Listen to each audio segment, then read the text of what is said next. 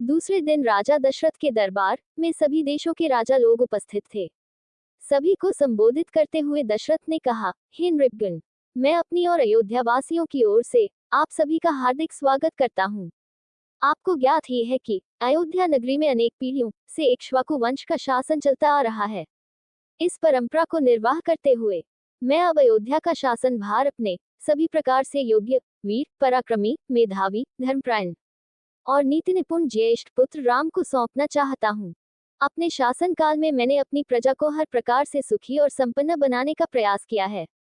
अब मैं वृद्ध हो गया हूँ और इसी कारण से मैं प्रजा के कल्याण के लिए अधिक सक्रिय रूप से कार्य करने में स्वयं को असमर्थ पा रहा हूँ।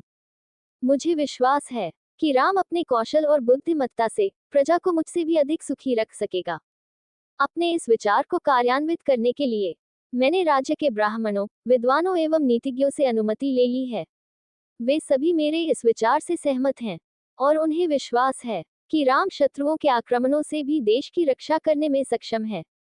राम में राजत्व के सभी गुण विद्यमान हैं। उनकी दृष्टि में राम अयोध्या का ही नहीं, वरन तीनों लोकों का राजा होने की भी योग्यता रखता है।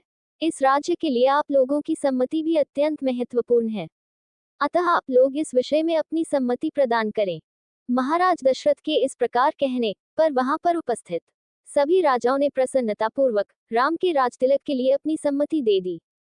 राजा दशरथ ने कहा, आप लोगों की सम्मति पाकर मैं अत्यंत प्रसन्न हूँ, क्योंकि चैत्र मास जो सब मासों में श्रेष्ठ मधुमास कहलाता है, चल रहा है। कल ही राम के राजतिलक के उत्सव का आयोजन किया जाए। मैं मुनिश्रेष्ठ वशिष्ठ जी से प्रार्थना करता हूँ कि वे राम के राजतिलक की तैयारी का प्रबंध करें। राजा दशरथ की प्रार्थना को स्वीकार करके राजगुरु वशिष्ठ जी ने संबंधित अधिकारियों को आज्ञा दी कि वे यथाशीघ्र स्वर्ण, रजत, उज्ज्वल माणिक्य, सुगंधित औषधियों, श्वेत सुगंधयुक्त मालाओं, लाजा, घृत, मधु, उत्तम वस्त्रादि एकत्रित करने का प्रबंध करें। चतुरंगिनी सेना को सुसज्जित रहने का आदेश दें। स्वर्ण हौदों से सजे हुए हाथियों, श्वेत चवरों, सूर्य का प्रतीक अंकित ध्वजाओं और परंपरा से चले आने वाले श्वेत निर्मल छत्र, स्वर्ण निर्मित 100 घोड़े, स्वर्ण मंडित सींगों वाले सांड, सिंह की अक्षुवण त्वचा आदि का शीघ्र प्रबंध करें। सुसज्जित वेदी का निर्माण करें। इस प्रकार अन्य और जितने भी आवश्यक निर्देश थे उन्होंने संबंधित अधिकारियों को दे दिए।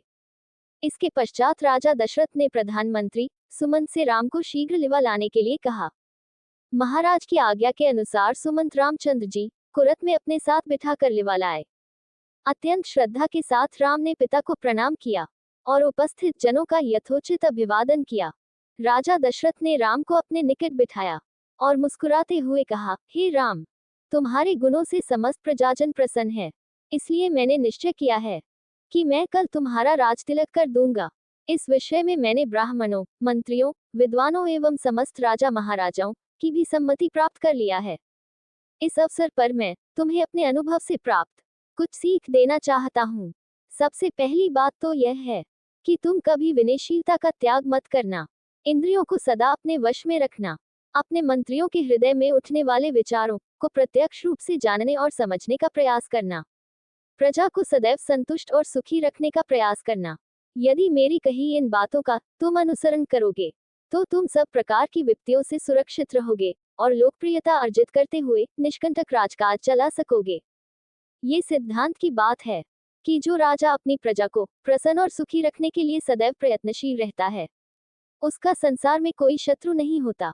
यदि कोई व्यक्ति स्वार्थवश उसका अनिष्ट करना भी चाहे तो भी वह अपने उद्देश्य में सफलता नहीं प्राप्त कर सकता, क्योंकि ऐसे राजा को अपनी प्रजा एवं मित्रों का हार्दिक समर्थन प्राप्त होता है। पिता से यह उपयोगी शिक्षा प्राप्त करके राम ने स्वयं को धन्य माना और उन्होंने अपने पिता को आश्वासन दिया कि वे अवश्य इन बातों का पालन करेंगे।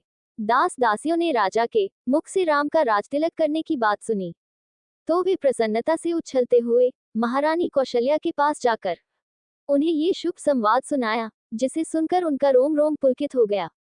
इस शुभ समाचार के सुनाने वालों को उन्होंने बहुत सा स्वर्ण वस्त्राभूषण देकर मालामाल कर दिया। दोस्तों, आगे की कथा सुनने के लिए अगला वीडियो जरूर देखें और वीडियो को लाइक करें, शेयर करें और यदि आप हमारे चैनल पर नए हो तो हमारे चैनल को सब्सक्राइब जरूर करें। धन्यवाद।